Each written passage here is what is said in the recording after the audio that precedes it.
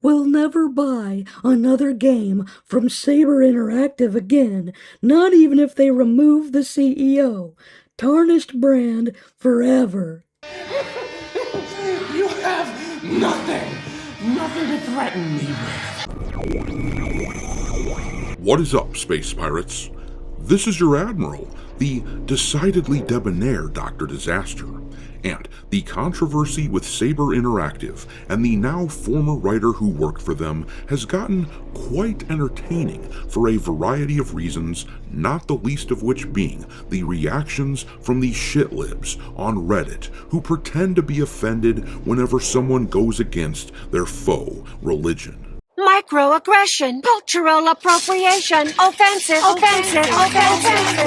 For a recap as to what happened, a writer who worked at Saber Interactive was fired by the studio for undisclosed reasons. They saw a trailer, though, for a game they had been apparently doing some writing for, and this writer felt the need to tell everyone that the game from Saber Interactive was using AI instead of writers, which is why this person claimed the firing happened. But in this post here, you can see that the CEO of Saber fired back and said that the AI usage in the game was minimal and it was a rideshare simulator. That's what the game is, but the AI is only for the dialogue because players can interact with a nearly infinite amount of passengers, and they wanted a nearly infinite amount of dialogue, hence the AI usage. Makes sense to me, so it doesn't bother me, and to be clear, I personally do not give a shit about AI usage in any capacity on any game as long as it's good. But this former writer and openly trans person and obviously woke as hell tried to get revenge for being fired by weaponizing the hatred that some people have against AI. I hate the company of robots. And for a lot of the progressive dolts out there, this worked because these people will reflexively jump in to protect someone from the LGBT community who says they were being mistreated, no matter how asinine their claims are. This situation got extra bonus points because these people get to virtue signal about hating AI. Here's one of these clowns on Reddit jumping in like a typical white knight, saying, I'm yet to find a CEO that isn't a massive piece of shit, willing to destroy the life of their employees when everything doesn't go their way. This one's at least doing it in the open. Not sure if that makes it better, because he either thinks he's untouchable or he's that stupid. And then this person wrote, This is so embarrassing, oh my god, throwing a tantrum because a former employee isn't celebrating plagiarism. How did this man-child get this far in the industry?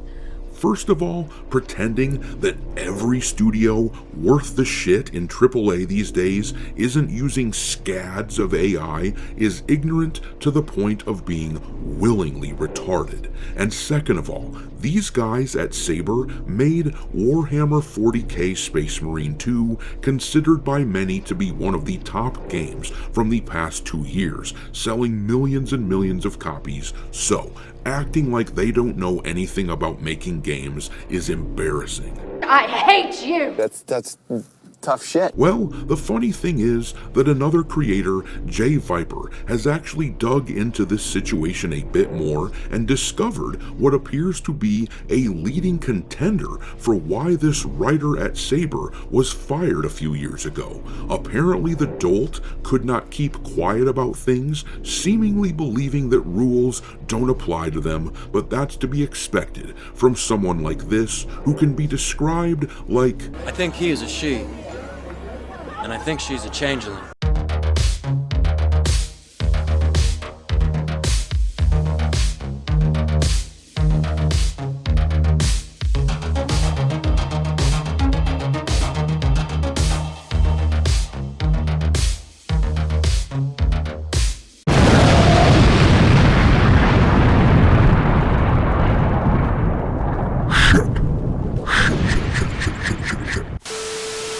Alright, me hearties, it's wild to me how these people on the progressive shitlib side of things are just so gung-ho about jumping on the grenade for this writer and immediately taking their side as if everything that Saber was accused of is the undisputed truth. Just as a quick refresher, here is the actual accusation that this person made on social media. It says here, I didn't even see this had been announced. I was lead writer on this one, and Saber replaced me with ChatGPT midway through development. All the passenger voices were AI too. Either they changed direction at some point, or they're not disclosing it on Steam.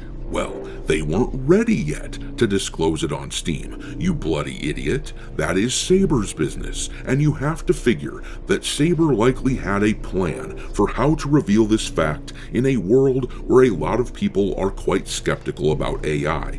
And don't get me wrong, I get why people would be skeptical of AI. I think it would be better if AI didn't exist, but it does, and not using an available tool will put many of these studios behind other studios who will. But Stella Sacco, this fired writer, doesn't care about that sort of thing. They don't care about the marketing plans that Saber had. This is a person who is simply pissed about being fired, and they are doing their best to sabotage this release. This almost certainly violates non-disclosure agreements that a company like Saber would have employees sign, and at this point, I think Stella had better hope that this game, this rideshare simulator, is a success. Because if it isn't, and if Saber wanted to, well, I'm not a lawyer, but this seems like a pretty clear-cut case of what they refer to as tortious interference, where someone tries to cause a business to lose money because they have a grudge against that business and want to see them fail.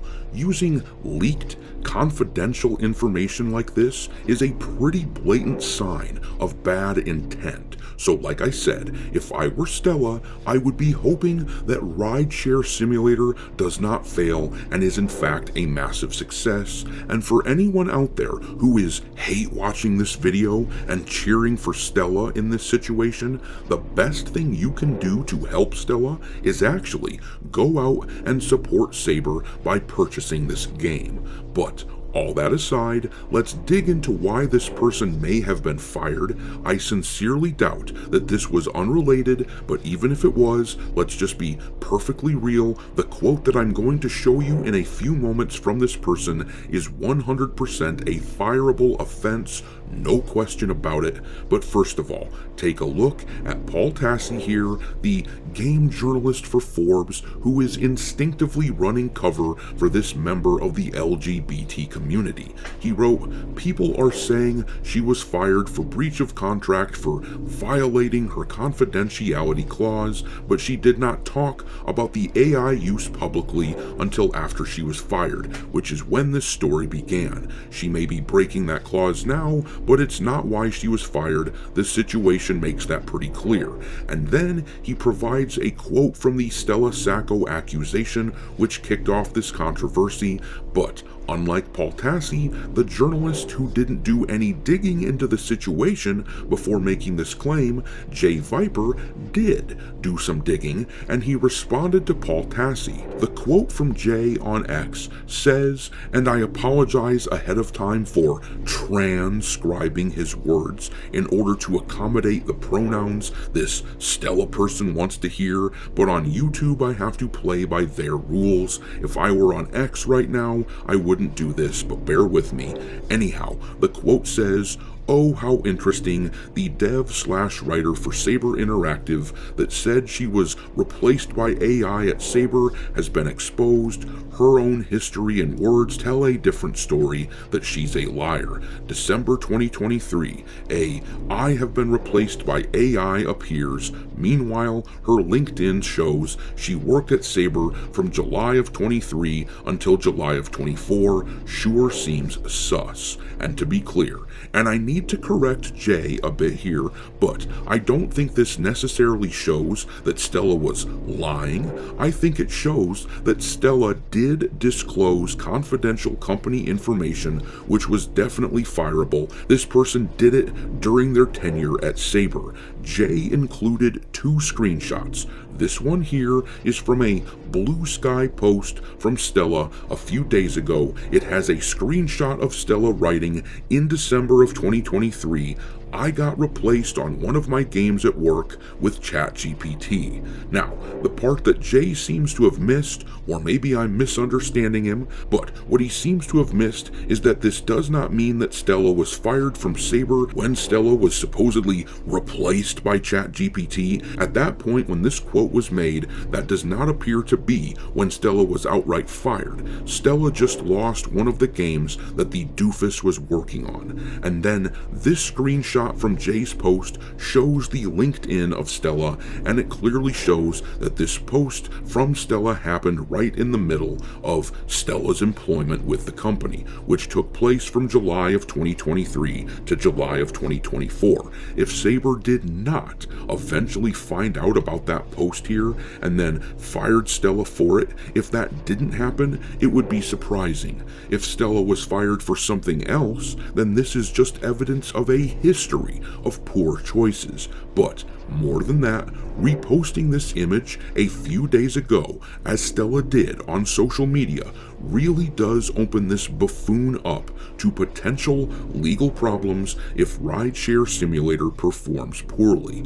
All of those comments on Reddit from people saying that they hate Saber now serve as evidence that Stella cost them business. As you can see from this headline here, Saber did just add an AI disclaimer on Steam, but this was clearly before they were prepared to do it. Saber likely had a marketing plan for how to reveal this information, but this Stella clown interfered with it and damaged the company's reputation with the potential customers on the progressive side of things. Granted, I don't think this will hurt a game like Space Marine 3 or the KOTOR remake very much, but as I said, Stella better hope it doesn't crash Rideshare Simulator, or that CEO of Saber Interactive likely has a really strong legal case. Anyhow, make sure to hit the like button on this video and subscribe to the channel if you haven't done it already, and if you're already subscribed, make sure that you're still subscribed to the channel. Lots of people tell me all the time they've been unwillingly unsubscribed, and also, don't forget to follow me over on X, where my handle is Dr. Disaster1. But I'm going to leave it there. What do you think about this Saber situation? Drop your thoughts on all this into the comment section below, and we will talk there. Thanks for watching me, Hearties. If you haven't already, your Admiral is inviting you to subscribe to the channel and become a part of the crew.